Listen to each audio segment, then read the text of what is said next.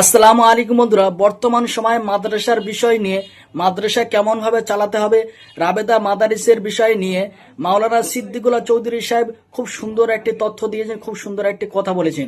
বিশেষ করে মাদ্রাসার কর্তৃপক্ষরা কেমন ভাবে মাদ্রাসা চালাতে হবে সেই বিষয় নিয়ে মাওলানা সিদ্দিকুল্লাহ চৌধুরী সাহেব খুব সুন্দর একটা আলোচনা করেছেন। চলো ওই আলোচনাটা আমি একটু শুনে আসি।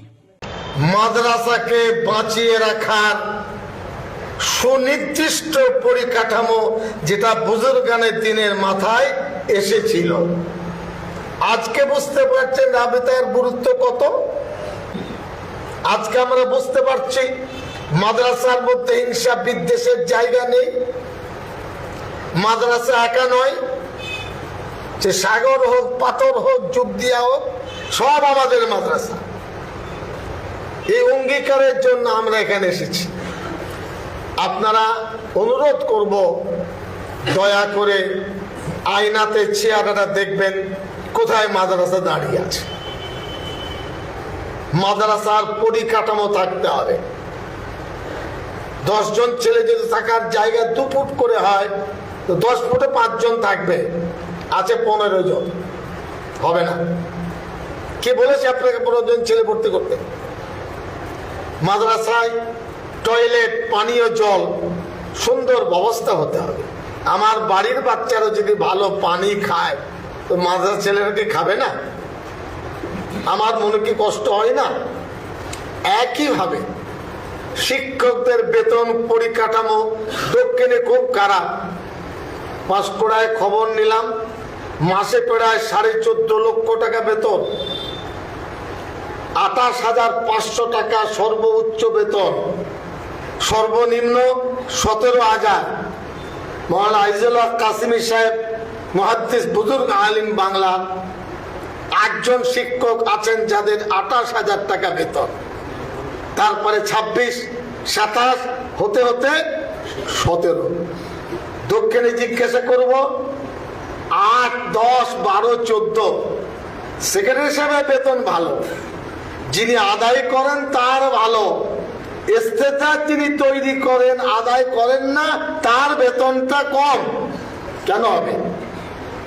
4 জন শিক্ষক রাখুন, আদায় করবেন না, শুধু বাচ্চাদের পড়ান, বাচ্চাদের তরবিয়ত দেন, আলা তালিম দেন। এই ফিকিরটা আপনাদের মধ্যে হতে হবে। ভারতবর্ষের সংবিধান নিজের জায়গায়, যতদিন আল্লাহ দিন শরীয়ত রাখবেন কিয়ামত পর্যন্ত ইনশাআল্লাহ আজিজ মাদ্রাসা থাকবেই থাকবে। দিন ইসলাম ছাড়া মাদ্রাসা চলবে না, মাদ্রাসা ছাড়া দিন ইসলাম চলবে না, অবিচ্ছেদ্য অঙ্গ। হযরত মাওলানা আরশাদ মাদানী তিনি বক্তব্য বলেছেন, ये दीन का हिस्सा है, ना मदरसा दीन से अलग हो सकता है, না দিন মাদ্রাসা से अलग हो सकता है। এই মনোভাব নিতে হবে।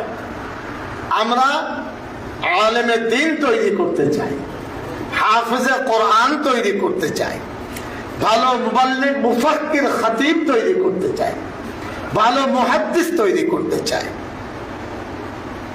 দিন ইসলামের ভালো প্রচারক তৈরি করতে চাই। এটা আমাদের লক্ষ্য। এই লক্ষ্যের মধ্যে কোনো খামতি নেই।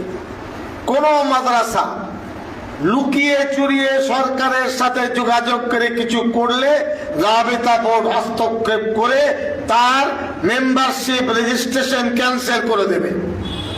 সবাইকে শোনাচ্ছি, আমি মন্ত্রী ছিলাম 10 বছর, খোঁজ নিয়ে দেখবেন কলেজ গ্রাম মাদ্রাসার 1 পয়সা সরকারের কাছে বলে নেই। জনগণ মাদ্রাসা চালাবে, তাতে তার মনে টান বাড়বে যে আমার মাদ্রাসা। আগে রসিদ পেয়ে ভাববে, ছেলে মেয়েদের বললে দেখো 2000 চাঁদা দিয়েছি, এটা আমার মাদ্রাসা। আর যে চাঁদা না নেন মনে একটা থাকবে, আবার এক মাদ্রাসার সাথে আরেক মাদ্রাসার সুসম্পর্ক থাকতে হবে। এখানে বোধহয় 16টি জন না কতজন? 16টি জন। প্রত্যেক জনের দায়িত্ব 1 মাসের মধ্যে প্রত্যেক মাদ্রাসা পারস্পরিক যোগাযোগ রেখে মাদ্রাসার মনোবল বাড়াবে। আপনার বিপদ মানে আমাদের বিপদ।